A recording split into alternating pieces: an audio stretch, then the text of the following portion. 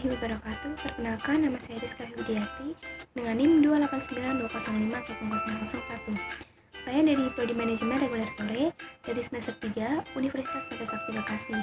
Di sini saya akan menjelaskan mengenai materi pada mata kuliah Intermediate Accounting untuk memenuhi tugas UTS dengan dosen pengampu Bapak Muhammad Rosidi SEMM. Yang akan saya jelaskan yang pertama yaitu laporan laba rugi atau income statement. Pengertian dari laporan laba rugi merupakan suatu laporan yang dapat mengukur tingkat keberhasilan operasi perusahaan dalam periode kurun waktu tertentu. Laporan ini merupakan penyedia informasi yang kemudian diperlukan para investor maupun oleh kreditor dalam membantu menentukan prediksi, baik jumlah, penetapan waktu maupun ketidakpastian arus kas di masa yang akan datang. Selanjutnya di sini investor maupun kreditor dapat memanfaatkan informasi yang terdapat di dalam laporan laba rugi, yaitu yang pertama, untuk mengevaluasi kinerja masa lalu perusahaan. Hal ini untuk mengetahui bagaimana kinerja perusahaan dan dapat membandingkannya dengan perusahaan pesaingnya. Yang kedua yaitu untuk memberikan dasar untuk memprediksi kinerja di masa yang akan datang. Informasi keuangan perusahaan di masa lalu dapat dijadikan dasar dalam melakukan prediksi kinerja dari perusahaan tersebut di masa depan atau di masa yang akan datang.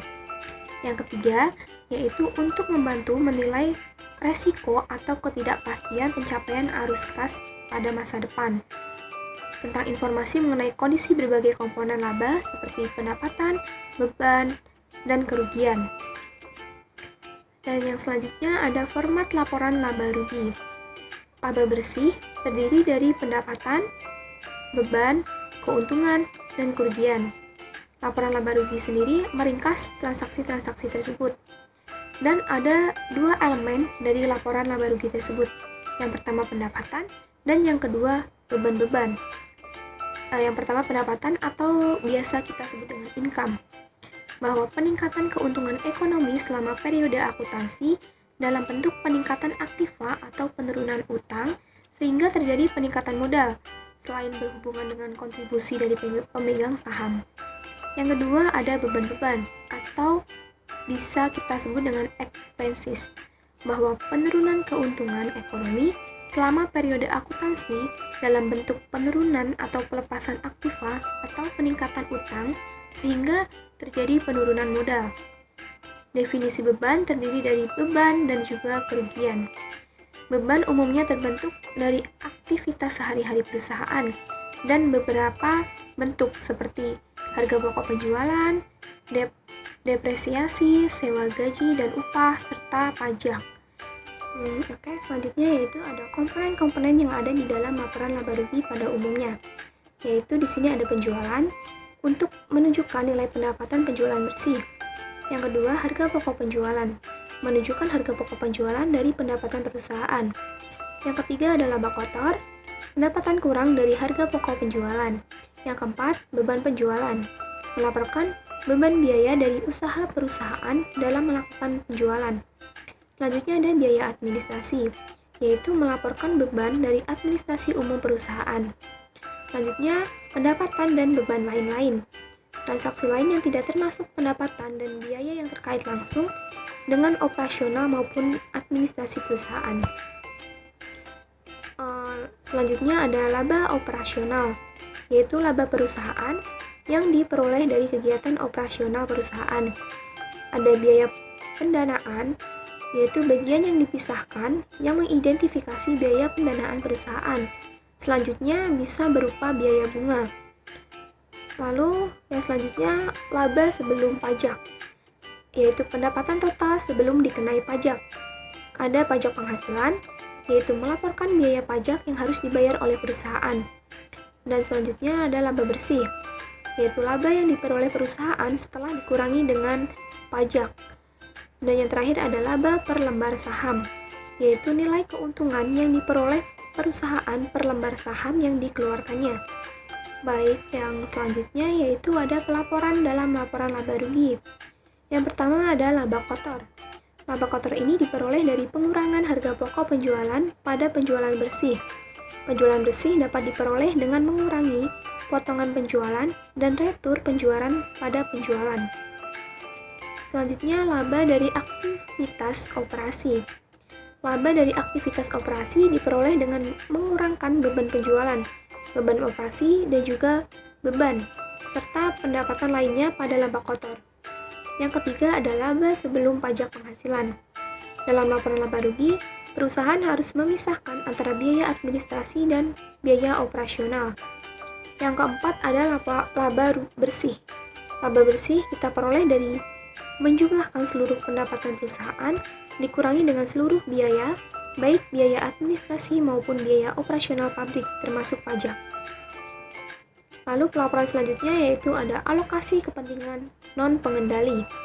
Jika sebuah perusahaan mengakuisisi perusahaan lain dengan cara membeli sebagian besar atau seluruh saham yang beredar, maka perusahaan tersebut akan menjadi induk perusahaan dan dapat menentukan pembagian laba bersih perusahaan yang diakuisisi. Selanjutnya ada laba per lembar saham, merupakan pendapatan perusahaan yang dibagikan kepada para pemegang saham. Perhitungan laba per saham biasanya bersifat langsung.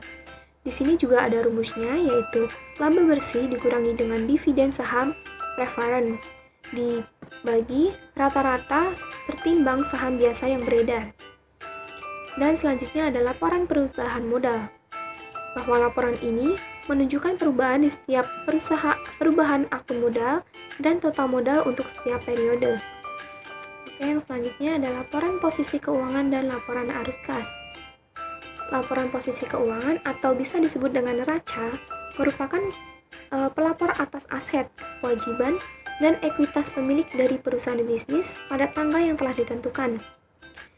Laporan posisi keuangan merupakan penyedia informasi tentang sifat maupun jumlah dari investasi di dalam sumber daya yang dimiliki oleh perusahaan, suatu kewajiban pada kreditor, serta ekuitas pemilik di dalam suatu sumber daya bersih yang dimiliki oleh perusahaan. Dan laporan posisi keuangan membantu perusahaan dalam melakukan prediksi jumlah, waktu, serta adanya ketidakpastian terhadap arus kas di masa yang akan datang. Di sini ada kegunaan neraca. Yang pertama yaitu dapat menghitung laju keuntungan. Yang kedua, mengevaluasi struktur modal. Yang ketiga, menaksir resiko dan arus kas di masa yang akan datang. Yang keempat, menganalisis likuiditas, solvensi, dan fleksibilitas keuangan suatu perusahaan. Selanjutnya ada keterbatasan neraca. Yang pertama yaitu sebagian besar aktiva dan kewajiban dicatat oleh biaya historis. Akibatnya, informasi-informasi keuangan yang dilaporkan di dalam neraca mempunyai reliabilitas tinggi, namun juga mendapat kecaman sebab nilai wajar yang ada saat ini dan lebih relevan justru malah tidak dilaporkan. Keterbatasan yang kedua yaitu menggunakan pertimbangan dan estimasi. Pertimbangan serta estimasi atau perkiraan harus dimanfaatkan dalam menentukan tiap pos yang kemudian dilaporkan ke dalam neraca perusahaan. Yang ketiga yaitu beberapa pos dari nilai keuangan diabaikan. Neraca perlu mengabaikan beberapa pos yang merupakan suatu nilai keuntungan di dalam suatu perusahaan. Akan tetapi, nilai tersebut tidak dapat dicatat secara objektif oleh perusahaan. Selanjutnya ada klarifikasi neraca.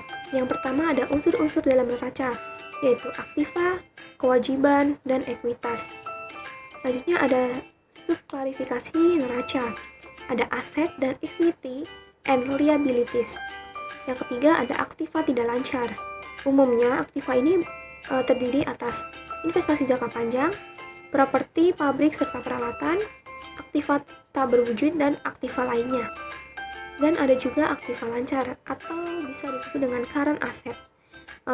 Aktiva lancar ini merupakan kas maupun aktiva lainnya yang diharapkan bisa dikonversi atau diubah menjadi kas, dijual kepada pihak lain, ataupun dikonsumsi pada 1 tahun atau pada satu siklus operasi perusahaan. Hal ini bergantung pada yang mana yang kemudian bertahan paling lama. Aktiva lancar ini terdiri dari persediaan, piutang, beban dibayar di muka, investasi jangka pendek, dan juga kas serta ekuivalen kas. Dan adapun ekuitas pemilik serta format neraca. Yang selanjutnya laporan arus kas.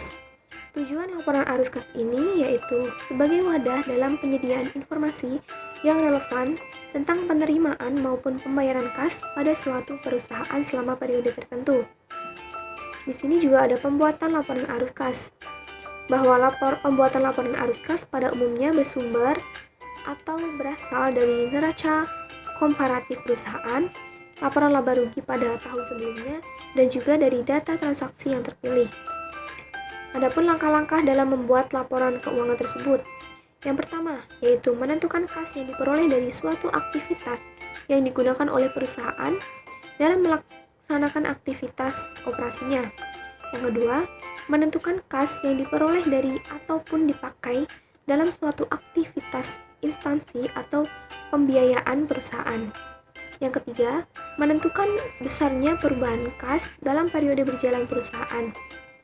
Yang keempat, membuat rekonsiliasi terkait adanya perubahan kas dengan menggunakan saldo awal kas dan saldo akhir kas yang dimiliki oleh perusahaan. Dan selanjutnya ada kegunaan laporan arus kas. Tanpa adanya kas, sebuah perusahaan tidak akan bisa bertahan.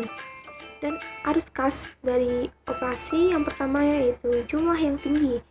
Perusahaan dapat menghasilkan kas yang cukup untuk membayar tagihannya. Yang kedua, jumlah yang sedikit. Perusahaan mungkin bisa meminjam atau mengeluarkan sekuritas kepemilikan untuk membayar tagihannya.